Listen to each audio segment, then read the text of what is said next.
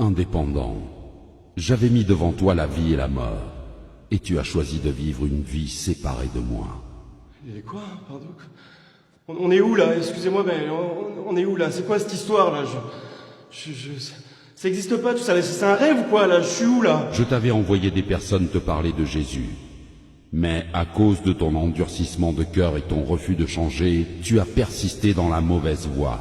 Attendez, quelle mauvaise voie là? Quelle mauvaise voie? Attendez, j'ai fait plein de bonnes choses dans ma vie. Moi, j'ai construit des orphelinats, j'ai aidé plein de gens autour de moi, j'ai adopté des enfants, j'ai jamais tué personne, moi. Mais qu'en est-il de ces bonnes œuvres? On m'a dit que vous étiez miséricordieux. Indépendant tenta de se justifier en relatant ses bonnes œuvres sur terre. Cependant, c'est par la grâce que nous sommes sauvés par le moyen de la foi. Ce n'est point par les œuvres, afin que personne ne se glorifie. La sentence était irrévocable pour lui. Écoutez-moi, personne m'a dit que j'allais aller en enfer si je n'acceptais pas Jésus, si je ne croyais pas en Jésus. Personne me l'a dit ça. Non. Je sais pas ce qui allait se passer. Laissez-moi me justifier au moins. Laissez-moi me justifier, je veux pas aller en enfer. Écoutez-moi! Ah! Hervé est mort d'insolation. Une après-midi de forte chaleur sur son lieu de travail. Quelques jours avant son décès, un jeune passant l'a évangélisé en lui remettant une carte oserjésus.com. Il ne réalisait pas, mais le fait d'avoir cru au Seigneur Jésus dans son cœur et de l'avoir confessé de sa bouche lui vaudra de passer le reste de sa vie dans le paradis de Dieu. On l'appellera Dernière Minute. C'est donc le regard dubitatif que Dernière Minute se présenta devant le trône. Dernière minute. Je t'avais appelé à faire de grandes choses durant ta mission terrestre. Mais je connais rien à tout ça, moi.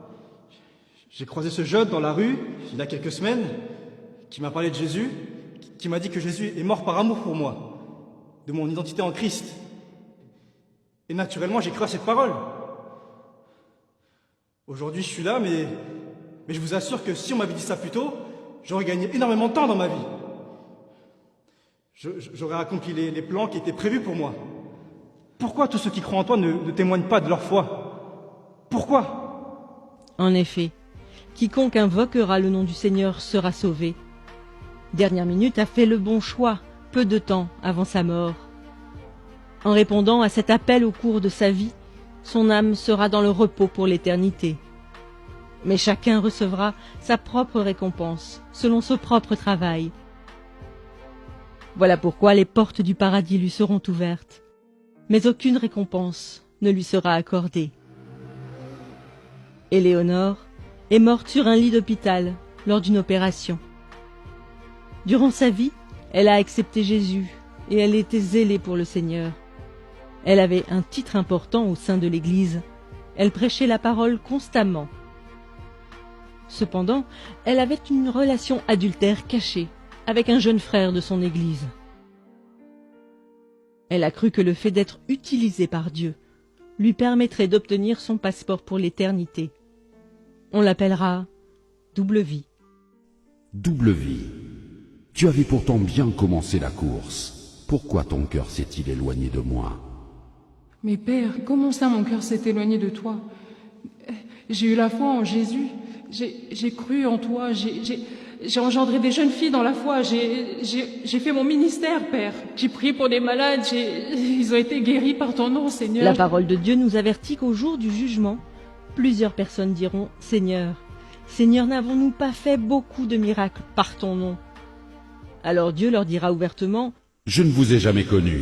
Retirez-vous de moi, vous qui commettez l'iniquité. » Le châtiment de double vie sera plus dur que celui d'indépendant, selon ce que Jacques avait annoncé, qu'il n'y ait pas parmi vous un grand nombre de personnes qui se mettent à enseigner, car ceux-là seront jugés plus sévèrement. Mais Père, je suis ta fille. Je veux parler de mon Père.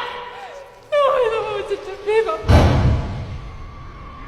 Brigitte a été emportée par la mort dans son sommeil au crépuscule de ses vieux jours. Pendant toute sa vie, Elle s'est efforcée à être trouvée bon et fidèle serviteur avant d'affronter ce moment ô combien décisif. Malgré les épreuves et les déceptions qu'elle a vécues, elle a gardé son cœur de l'amertume et a persévéré dans l'action de grâce en toutes circonstances. Sans avoir de titre dans son église, elle témoignait régulièrement de Christ et prenait soin des âmes. Le juste juge la qualifiera de « cœur fidèle ». Cœur fidèle, Oui, Père, avance mon enfant. j'ai attendu ce moment toute ma vie.